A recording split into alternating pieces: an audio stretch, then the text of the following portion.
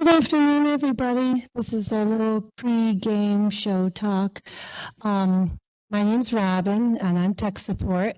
If you would like to speak, because this is a public meeting that's both in person and virtual, we ask that you use the mic. You can hear yourself, but it's also so that the people in the internet can hear us. Also, I'm going to ask that you stand in front of the laptop here, so see how you can see me up there? Okay, that way they know who is talking. All right, thank you so much.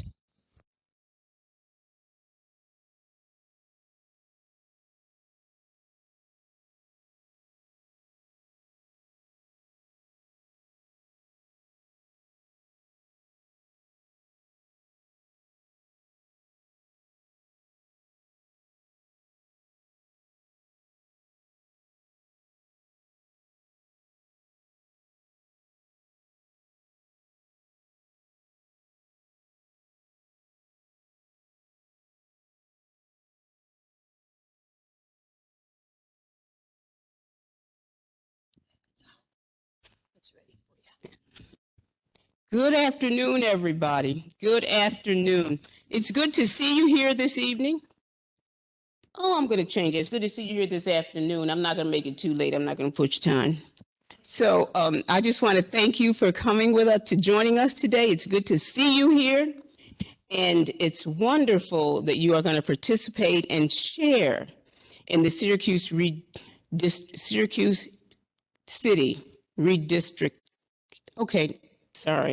Syracuse City Redistricting Commission process, because in reality, it is your process. It is something that you are directly involved in, and it's going to make a vital change in our community.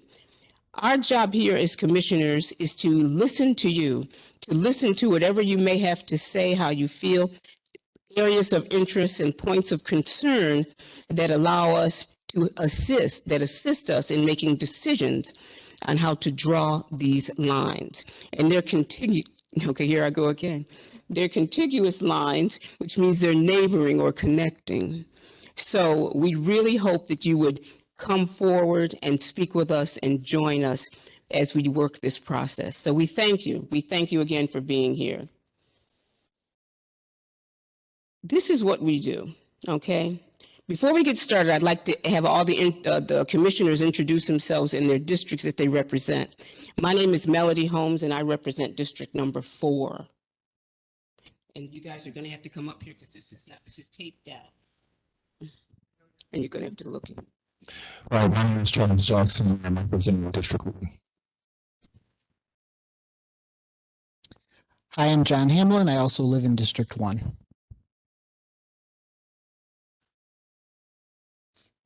Hi, Jacqueline Lasan, also District 1.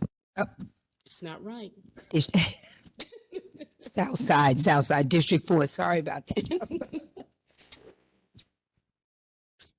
Hi, my name's Graham Lusky, and I'd like to draw a distinction. I live in District 4, but I represent the city of Syracuse. What we're doing here is not about one district against another, not about jockeying for position, not about taking or giving, but it's about helping the people of Syracuse be represented.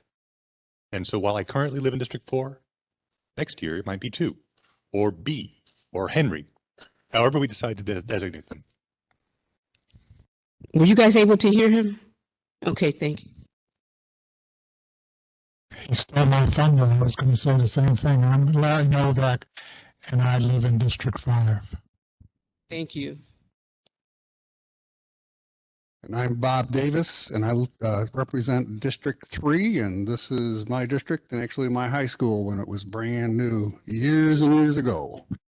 All right. Hi, I'm Babette Baker. I live in District 4, and this too is my high school. Long, many. Not that many. And I'm Molly Lizio. I currently live in District 2. Thank you, everyone. Thank you.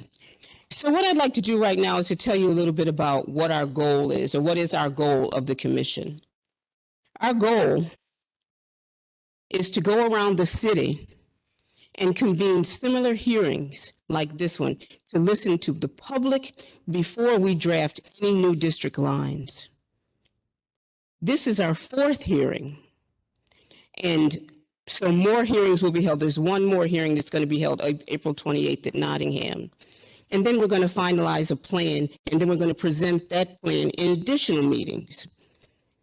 So we need your input. We value your input. We rely on your input. We then will submit that plan to the Syracuse Common Council, and they will be used, if approved, they will be used for the 2023. And those lines drawn in 2023 will last until 2030. So that's how important it is. We only do this every census, every time the census is done. So it's valued and it's important for everyone to come in and to give us your opinions and your thoughts and your concerns, and definitely ask questions. Thank you so much. The work that we do is guided by federal, state, and city law. So most importantly is the need to create new districts that are equally populated, reflecting the one person, one vote doctrine. The districts cannot exceed an overall difference or a deviation of 5% from the size of the smallest to the largest district.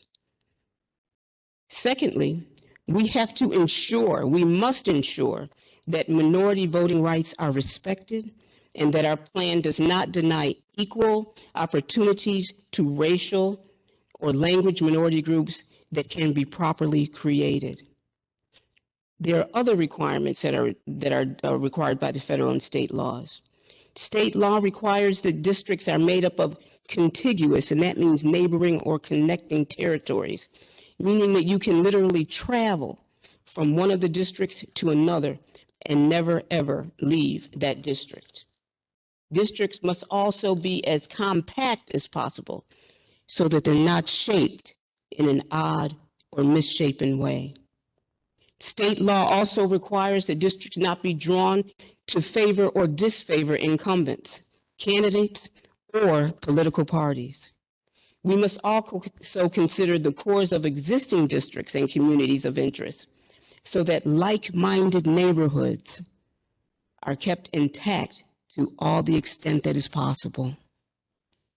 Under a new state law, we must have criteria ranked in priority or order.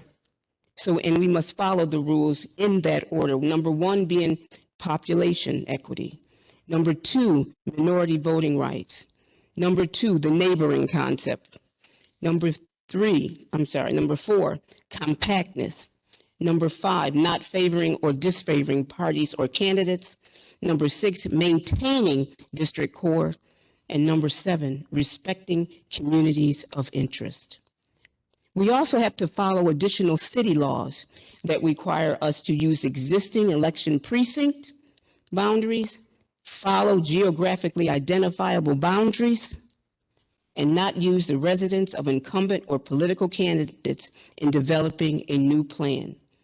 So as you can see, we've got a lot of work to do, and it behooves us to listen to you and to hear what you have to say, what you would like us to do when we draw these lines. So we need to know, what should we consider? Schools, shopping areas, parks, and other commonalities. The community what should be included in one district and possibly not in another district? So we're going to ask you to come forward and speak right now. We're all taking notes. We're all listening to you. This is our listening session, so we're asking you to please feel free to come forward and share your concerns and your views. We want you, if you would please, to come to the mic, to state your name and affiliation if you would like, and then to give us your concerns. And again, we thank you. Thank you for joining us. The mic is now open.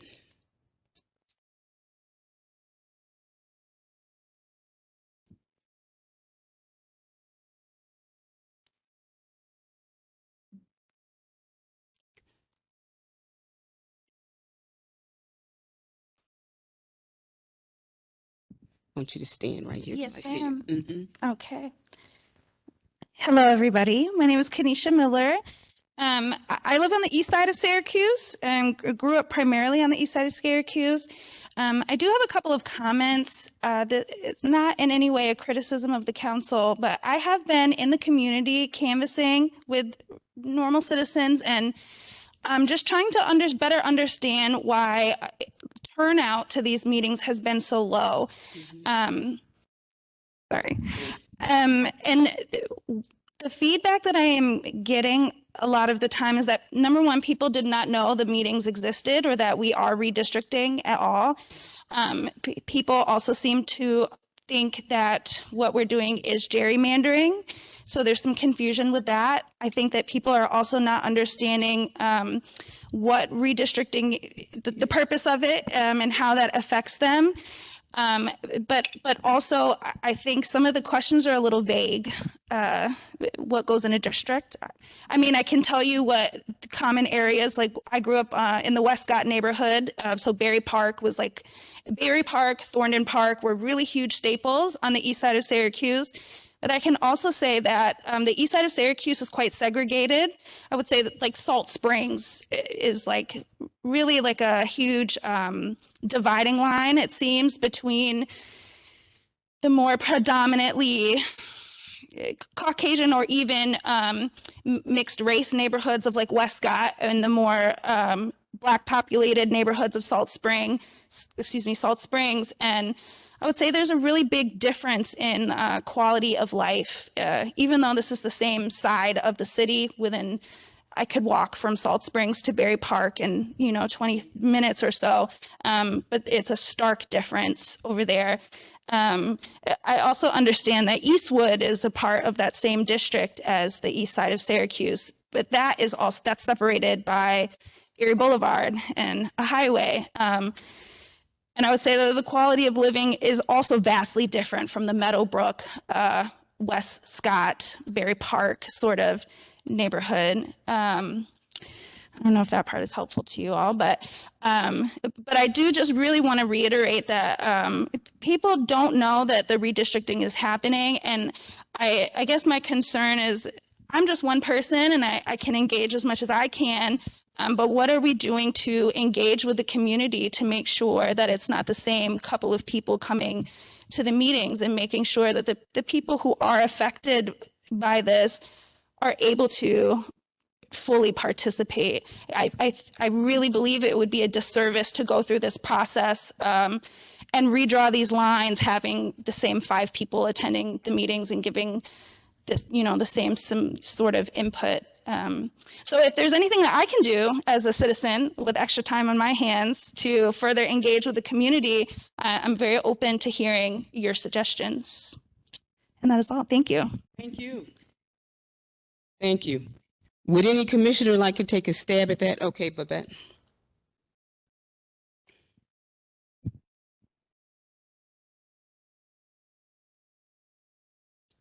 Actually, I have a couple questions before I clarify. Is that okay? So, do you think people are confusing the process that's going on with the city with what just happened with the county? Is that why they're thinking that we're gerrymandering? And you think people realize there's 2 separate processes?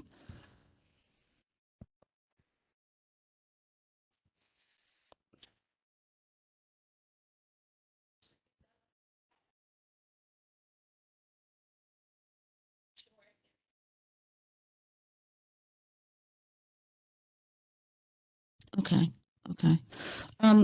We would love your help, and the other commissioners can jump in. We would love if you have any suggestions, because we have been racking our brains with trying to figure out how to get more people to these meetings. We've been advertising, we've been putting out flyers, we've been social media, we've reached out to churches. I mean, we have really tried to get the word out to people that this process is happening and that this is their process, and we want them to be involved. I would also suggest if you're talking to people, send them to our social media. There's some FAQs there. It outlines the process. A lot of what Melody was talking about at the beginning of her speech about like what the process involved. That will give people some really good information.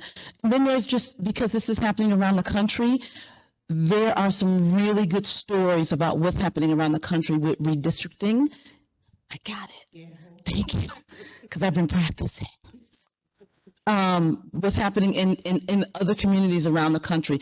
And some communities have put out some really good, like pretty much like redistricting for dummy kind of 101 kind of things. So that information is out there, but we also have some really good stuff.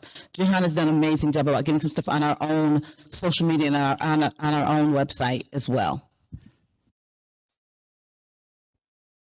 Thank you, Babette. I think you answered that very eloquently and very clearly. Yes, ma'am.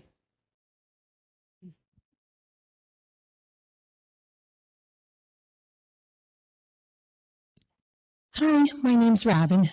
And I agree with you because I get so frustrated. We pour so much time and energy into this, and it's so important.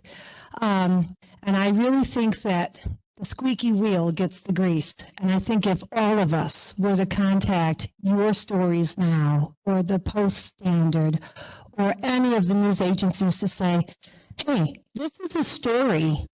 This is a story that you need to cover.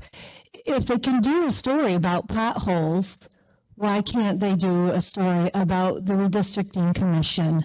And I think it's really going to be incumbent on every person to pick up the phone and be the squeaky wheel to say, why aren't you guys covering this? Because there's misinformation out there, and there are good reporters in the world who are going to be like, oh, we're going to jump on this. You know, good news doesn't necessarily make the good 6 o'clock deadline, but we can push it. We can push it. So help us to push it. Thank you. Thank you, Robin. I'd just like to add a little bit to that. Usually, historically, when it comes to public hearings or public meetings, you do get a low turnout in the beginning. It's usually when it affects that neighborhood or person or a cause directly, then you get a larger turnout. And we think that's what's going to happen here.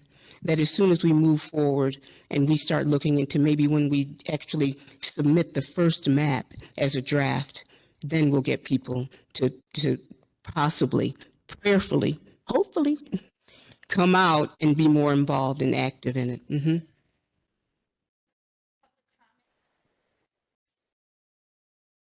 I'm sorry, I can't hear you, and I don't know if, I don't know if the people online heard you. Mm-hmm.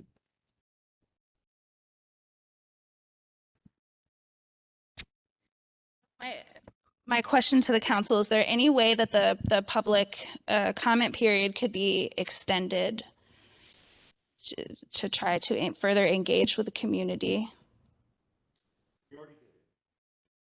Okay. Yeah. Thank you, sweetheart, for that question. Thank you. So the answer is we already did extend it. The timeline has been expanded because of COVID, basically. But also, there were TV cameras at our first public hearing at ITC, which was great, first two even, but not at 3 and 4 and 5. And we know why. It's because we had nothing to show them. There's no news here to show them. What's going to happen is when we, exactly as Melody said, submit the first drafts, people see, oh, there's a thing happening here. That's when interest will pick up.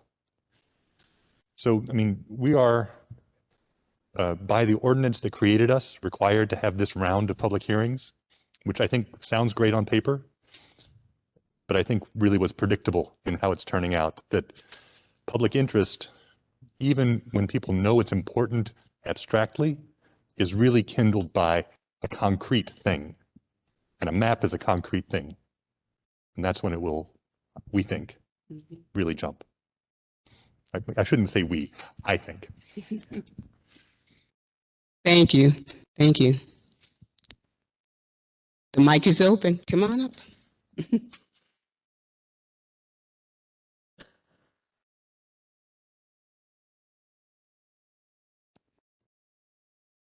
How you doing? I'm going to direct you on where to stand so they can see you. There you go. Hi, my name is Michaela, and I guess I have a question to the council do people really understand what redistricting is? I know me personally, I wouldn't go to something when I don't even know what it is about, how it would affect me. Have we gotten high schools involved? In high school, and I don't remember what grade. It's been a long time. Do you teach government so that they understand that this happens every time you do the census and why it's important that this happens? And when you guys called off what district you're in, I don't know what that means. Right? I don't know what District 1, what neighborhoods that is. If you give me a neighborhood, then I would better understand. I think part of the problem is there's a lack of understanding. So people wouldn't necessarily be interested if they don't understand what's going on. So if that means we need to go door to door, if that means we need to get high schools involved, I'm sure they do morning announcements. I know every high school teaches government.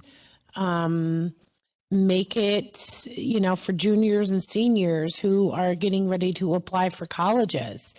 There's a way you have to have volunteer hours. I mean, there's different ways that you can get younger people involved. And I think that's what's needed is the younger people, the up and coming, not us old people. Kayla, thank you. John, okay, John, and then Babette.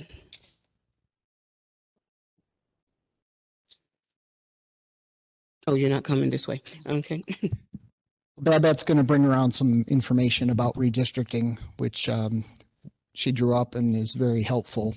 I just want to say that first district, north side, second district is Tip Hill, but it goes up into the north side. It's kind of an arc. Third district is the south side, going down into the valley.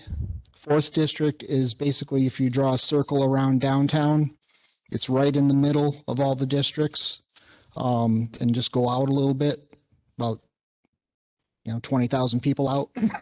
That's the fourth district. Fifth district is the one Kenisha was talking about, where it's eastward and then travels down into the east side. So it's basically 4 pieces of pie with a central piece of pie right now. That's the current layout, and those are the neighborhoods in that area. So just so you have a frame of reference going forward. And what we need to do is come up with five districts. Whether they're different or not, we'll tell. We have number crunchers that we've employed to help us with the population numbers from the census. And we're seeking your input, and we're hoping more of you come up here and tell us about your neighborhoods. Okay, I live on the north side. I live by Butternut Circle. Tell me where you live and tell me what you want in your common council district. Do you want a high school in your common council district? Do you want the grocery store that's 3 blocks away or 30 blocks away in your common council district? Because at the end result of this, when we redraw the common council lines, you're going to elect counselors from these districts that we draw up. And those are the people you go to when you have a problem in your neighborhood. Okay? You call up your common counselor and you say, hey, the grocery store in my district, which happens to be right by my house because these counselors did a great job drawing my district, is closing down.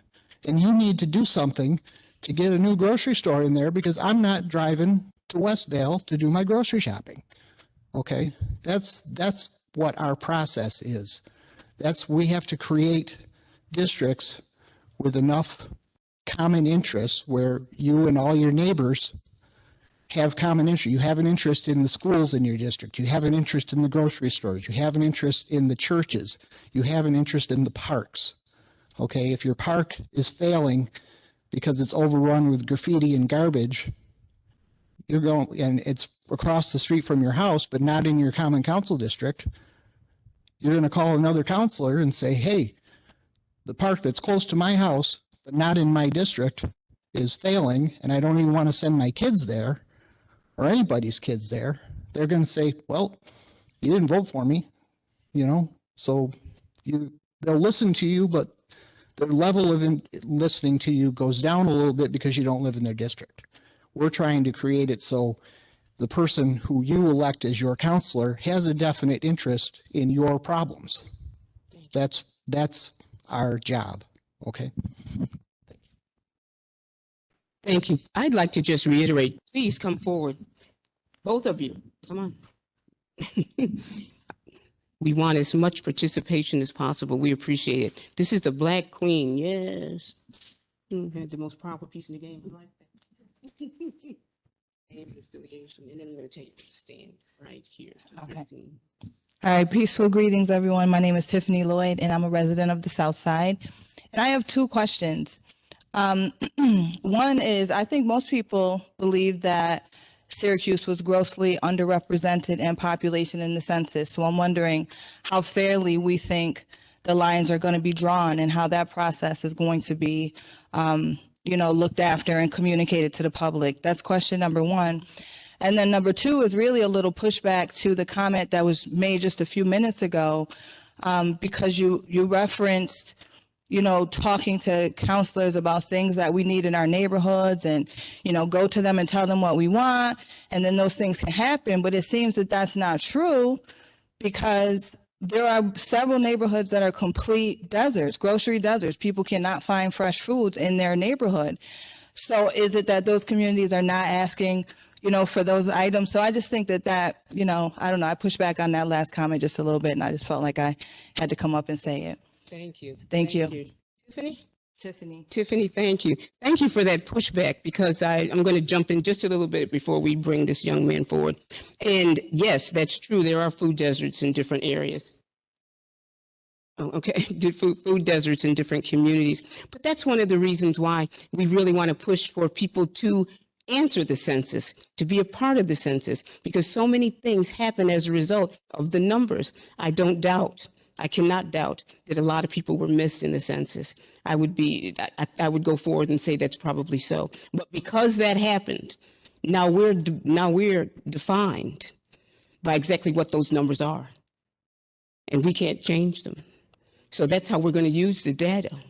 That's how important it is for people to complete the census. That's how important it is for people to vote, because these things like this happen as a result of those numbers. Yeah.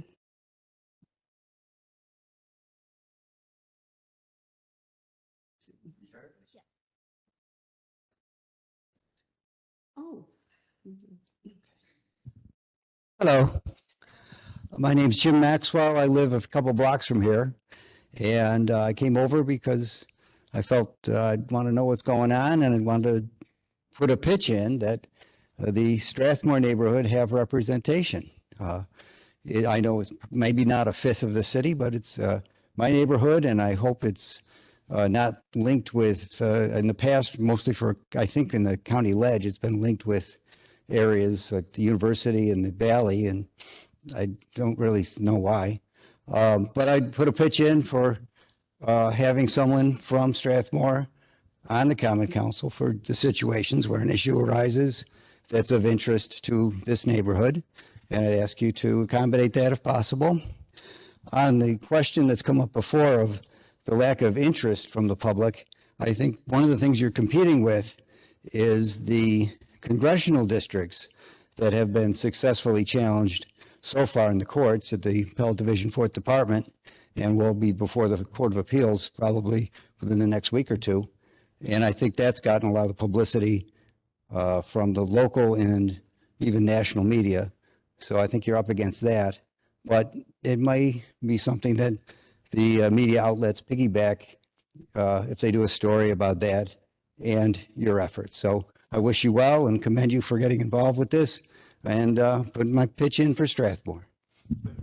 Thank you. Is there anything in particular you'd like to remain in the Strathmore area? For anything particular, is the community center? Well, the park, the Upper Onondaga Park, is very important, and it's in good shape, and I hope it continues to be in good shape. And this high school, my kids went here, and it's, I hope it's doing well. They did well for them. And so I mentioned those two things. Okay, thank you. Thank you, sir. Appreciate it.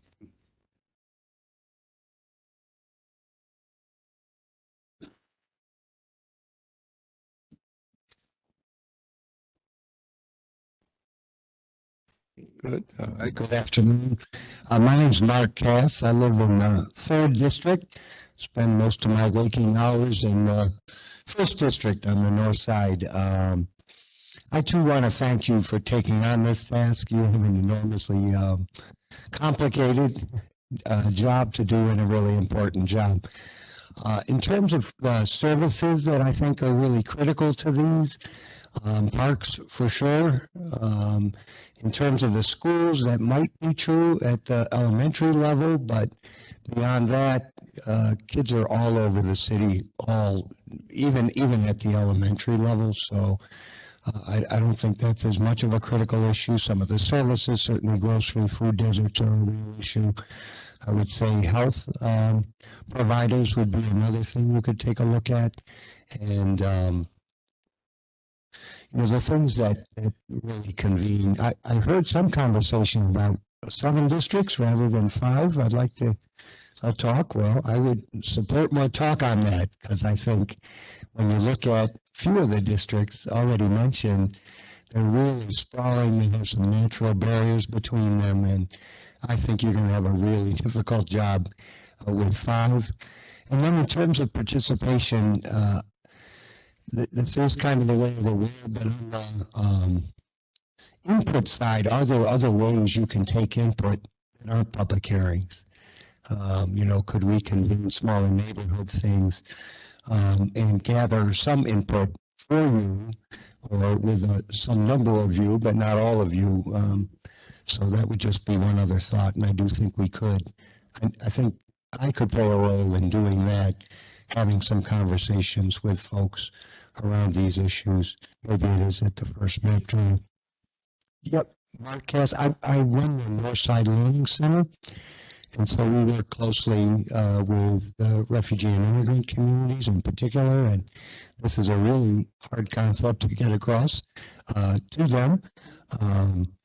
And in some cases, I think people check out, even though they shouldn't. They are residents, even if they're not citizens yet, whether they can vote or not. They should have a voice in this process. Thank you. Thank you. I was asked.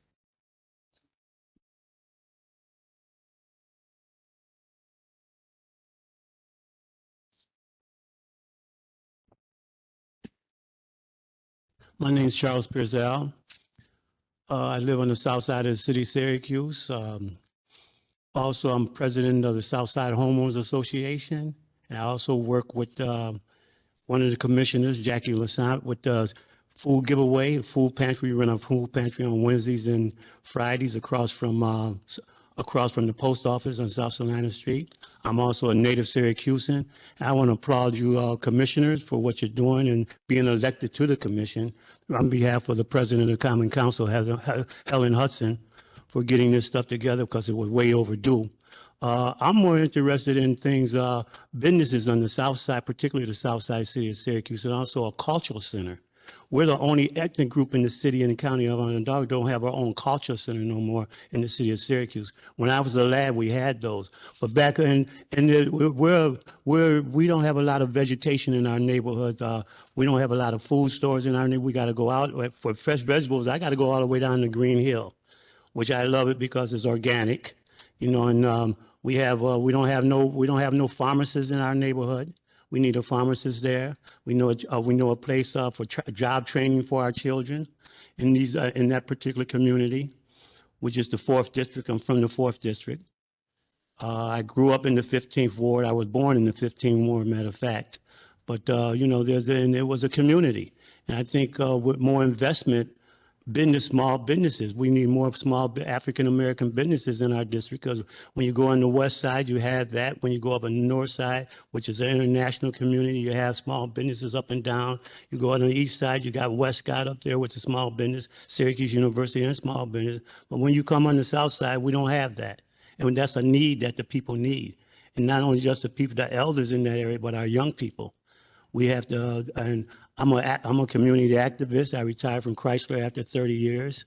You know, and I got a good pension and stuff. I lost my wife in 2015, but still in all, I'm still in the community, uplifting and helping the people of that community. So again, I want to thank you guys. I want you to consider that input as far as getting things that, as far as the closest park is Wilson, Kurt Park is the farthest park, the closest park around.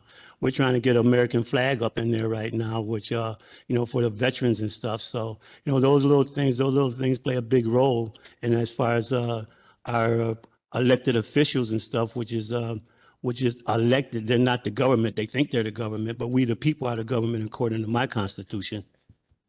Thank you. Thank you, Charles.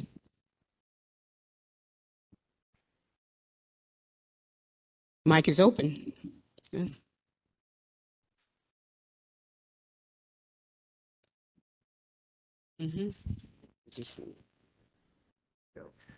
My name is Jeremy Montague. I live in District 3. I was born and raised in District 3, and I still live here. I wanted to address the comment about squeaky wheels getting the grease. You might remember if you were at the third meeting 2 weeks ago at Henniger High School, there was a gentleman from Eastwood that got up and spoke extensively about shortages and problems in the parks on the east side. And here we see an article in Syracuse.com this week about a few $100,000 being invested into the Eastwood parks.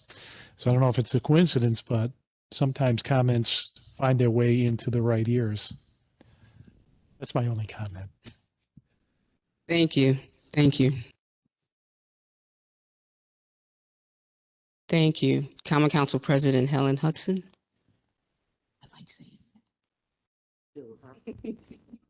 Good evening.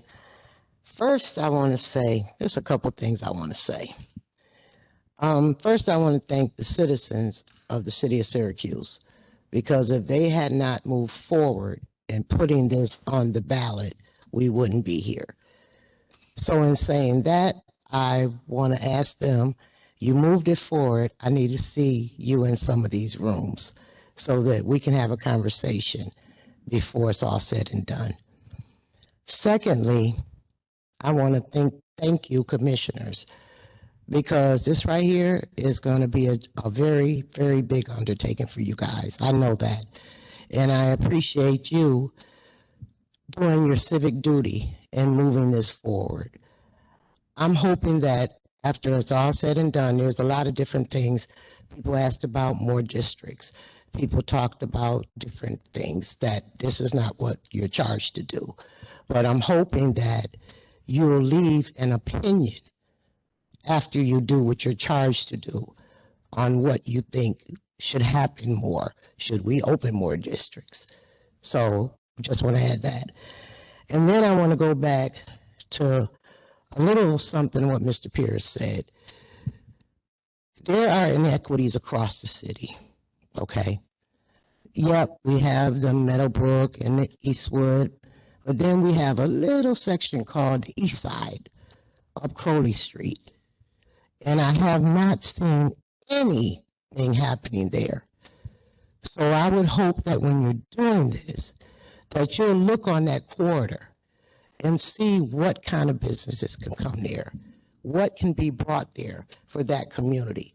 Because to me, I feel like, as someone said, Eastwood and South Springs and that particular part of the city has just been left. So I'd like to see when you circle back around on that, that you pay a little attention to that area and think about some of the progress and some of the things that we can put there. And thank you for your service. Thank you. Thank you, Common Council President. The mic is still open. If there's anyone who'd like to come forward and offer your comments or interests or concerns, we're here to listen.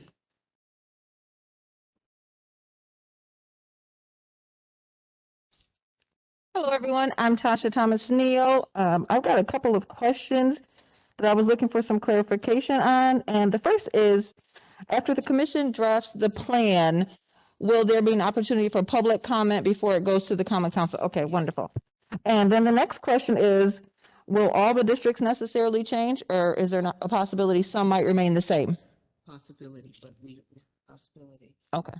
Okay, thank you. And then, so I live in this neighborhood, the Strathmore area, but I'm really more concerned with what's happening in under-resourced neighborhoods. So it's kind of weird to hear, like, do we want schools? Do we want parks? Do we want community centers? Yes, we need all those in all the neighborhoods, right? I don't know who would possibly say no to those. Some of the things I'm thinking about in areas like South Side, North Side, where we have a lot of new immigrants all over, to have mental health providers, laundromats, shopping districts, like Mr. Pierce said, grocery stores, community gardens, because we all need to look at things that are beautiful, daycare providers, things like that. Thank you. Thank you, Tasha.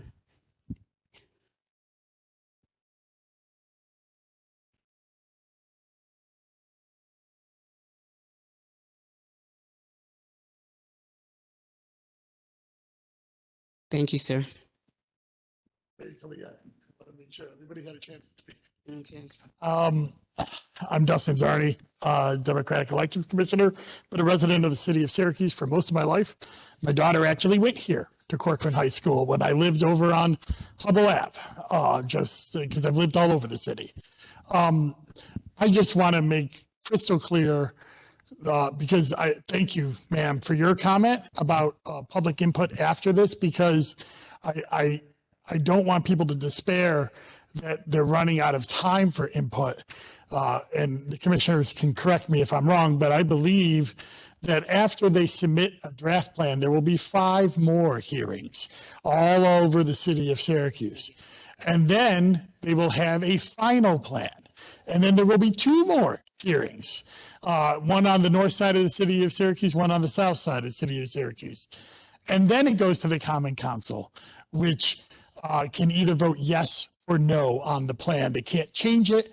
They can't reject it and then draw it themselves like we saw in the New York State Legislature and in the Onondaga County Legislature. It would have to go back to this body again. So there is plenty of opportunity for public comment.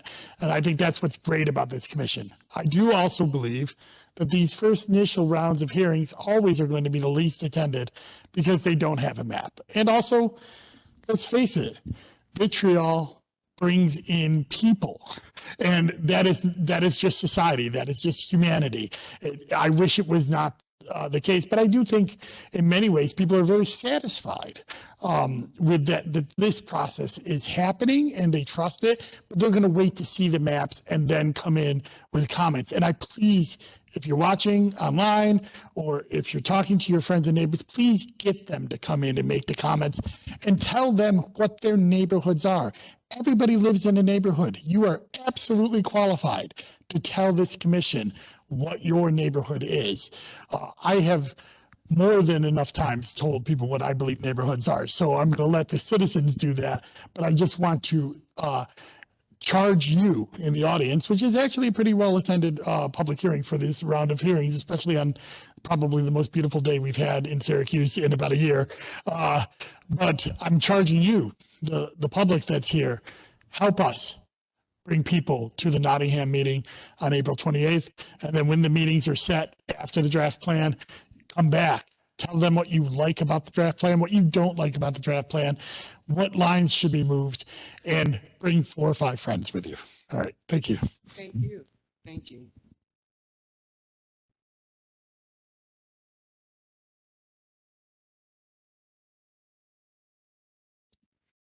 I'm not sure if this is in your scope, so please let me know. But one thing I have noticed on my side of town is like lack of sidewalks. There is a grocery store very close to where I live, which is off of Tecumseh. But to get there, if I don't drive, it's highly likely that I could be hit by a car. There's no sidewalks.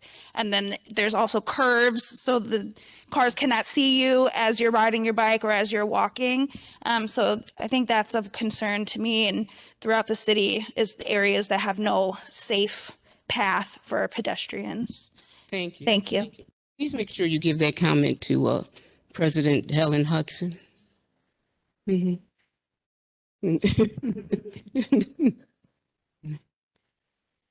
Okay, we are scheduled to end in about 10 minutes at 5 o'clock. The hearings are to last 1 hour. Really, if there anyone else who wants to come forward and make a comment or give us a concern. Someone mentioned something I thought was quite interesting about having smaller meetings or at smaller venues. Yes, we definitely thought of that. There's more to having, I was saying, let's have a meeting. There's things that have to go in, there's things that have to be in place to have the meeting, but we definitely have thought of that, so it's on the table. Are there any other issues or concerns? We need all ideas, so please.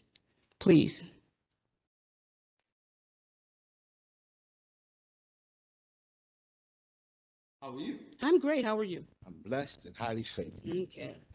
I was kind of reserving my thoughts, and I'll just put this out there. I'll just put this out there. My name is Alfonso Davis. Most of you in this community know who I am. I heard what Tiffany said. I heard what Charlie Pierzel said, and I heard what Madam President Helen said, and I heard what you said. I didn't cut your name. I heard what Tasha said. And for me, it's about what's practical in our community. I heard the gentleman talk about what's going on in Tip Hill, what's going on in this area, what's going on in other areas that are fluent in our city. And we know those areas that are fluent in our city. So when you talk about resources, access, and opportunities, we know the areas that do not have resource, access, and opportunities. So let's not kid ourselves as if hocus pocus, we're going to make something happen different. If we're not really talking about bringing resources, access, and opportunity to the redistricting that the city is claiming that they're going to do, then still for now. Because we know the areas.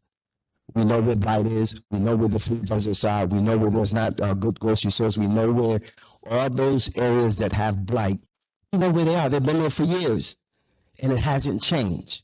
So the question is this to move the city forward in a way that's going to help the city grow from a access and opportunity perspective, or is this just a show?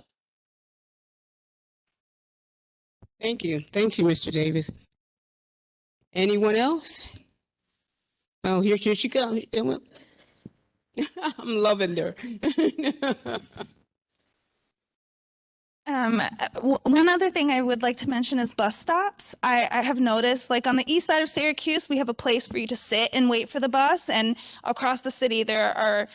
It's not the same in other places. So for people who do utilize public transportation, you're standing outside in the elements and you're just waiting. So it would be nice to have like an enclosure of some sort for more bus stops. Safety. Thank you. Yes, for safety as well.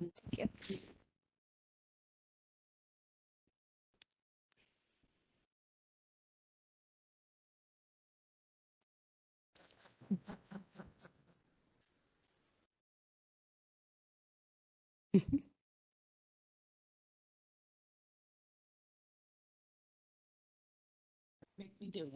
Yes.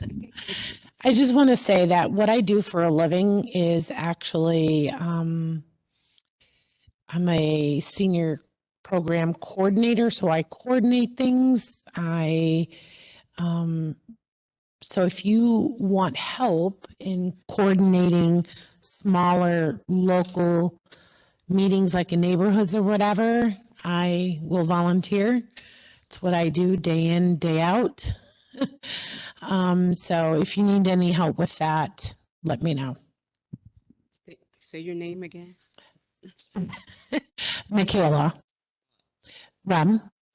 Thank you, Michaela.